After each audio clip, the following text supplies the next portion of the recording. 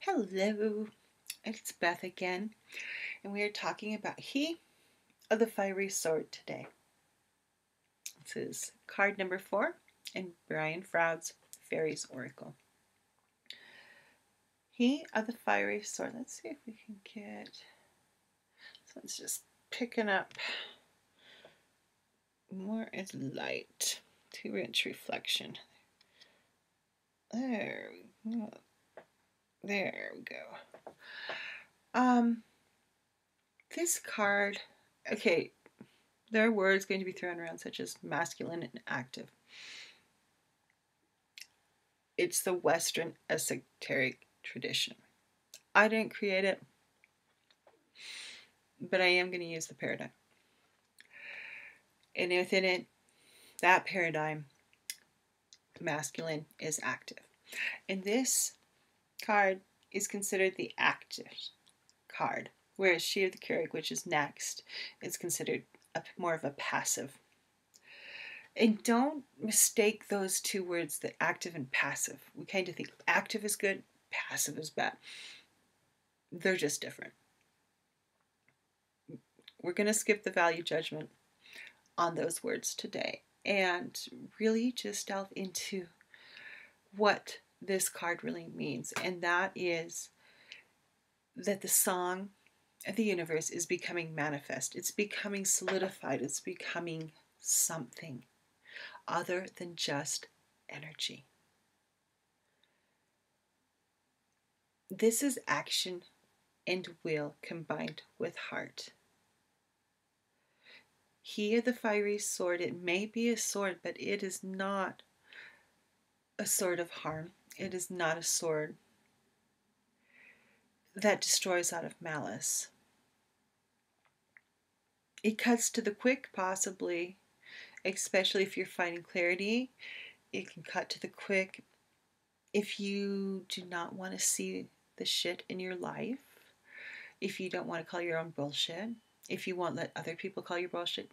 This card, yes, it can be cutting, it can burn, it can hurt. But many ways, that's your lesson possibly. The lesson is to learn how to use this energy, this action, being active, and be able to see through things, illuminate yourself and what's going on so you can see your own truth, so you can be your own truth.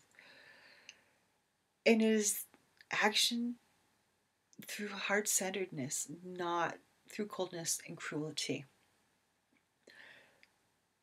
Because it's fire is transformation, and fire is also considered an active element. As you know, actually come to think about it, it really makes quite a bit of sense that it is a sword and it is fire, because back, where did the switch occur?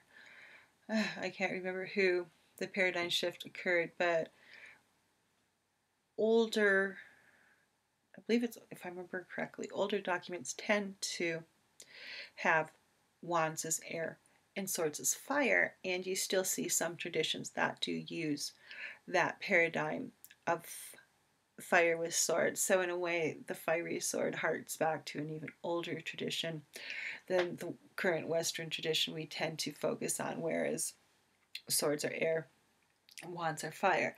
In the older tradition, you see the fire and the sword. So in a way, it kind of really makes sense that this is the fiery sword.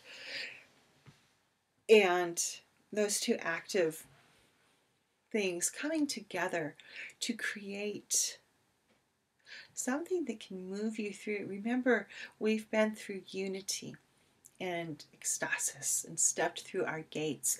And when we get to the other side of the guardian of the gate, that is when you have to refine in a way your clarity. You need to refine how your will acts after that transformation of going through the gate. And much of that is going to come with your work with He of the Fiery Sword, because he is about clarity, he's about creation, he's about making choices, he's about seeing clearly and seeing truth in you and in others. With an action, this action is the action that expands boundaries. It takes you from one point to another. And a lot of times after we've been through things such as walking through the guardian at the gate, you need that action to get you back to the center of you, because things have shifted and moved and you're not the same. So you have to figure out how it all works together again and bring it back into something that's usable and understandable for you, so you can make more sense out of your life. And when we see this card kind of get stifled is when we don't want to act. And we don't want to do the work. We want to sit back and just let it happen without having to make the choices or take the responsibility. We just want whatever to just occur, and we don't have to work for it. And that doesn't really happen for the most part. You need to get out there, no matter how tapped in, how in the floor you are. If you sit on your couch and think, I want $1 million, I want $1 million, it's highly unlikely $1 million is going to fall through your roof and land in your lap. Highly unlikely, highly improbable. You never know. It could happen. But that's when this card gets blocked, is when you're just, you're sitting on that couch waiting for whatever it is you want to come to you. Here, the Faery sword is all about getting off the couch and going out there and finding it, acting on it, seeing what's out there. How can you use it? What do you want to do with it? How can we see the truth clearly within us and our actions? How can we bring the heart and will more together? Because truly, they're not separate. Even within the chakra system, the solar plexus chakra will encompass the heart chakra when it's in a healthy state. And, those two chakras need to work together. And when they're functioning properly, they're doing very much what here the Faery sword asks us to do. And that's to act, to work on our stuff, to see clearly, and to work not only from our will, but from our heart. Because there's this, it's like swords and masculine, active, and it's just so rawr. In many ways, it's kind of seen as this big browbeating thing of the masculine archetype. And with this, you're not having that browbeatingness on it. We'll save that for the failure challengers. They're the one that's going to come and kick your butt when we get to them. This guy is a supporter. He is a nurturer. No matter how much, he's still very much a pure energy form. Things are starting to solidify with the singers with this card. Things are becoming a little bit more solid. Whereas unity is this huge vastness, whereas ecstasis also is extremely vast, and the song of the universe. And the gates, how do you comprehend that? How do you comprehend what you don't even know when you're changing? It's, the first several cards are so vast that they're hard to ponder. And with here the Faery sword, we start to bring it into a more solid form.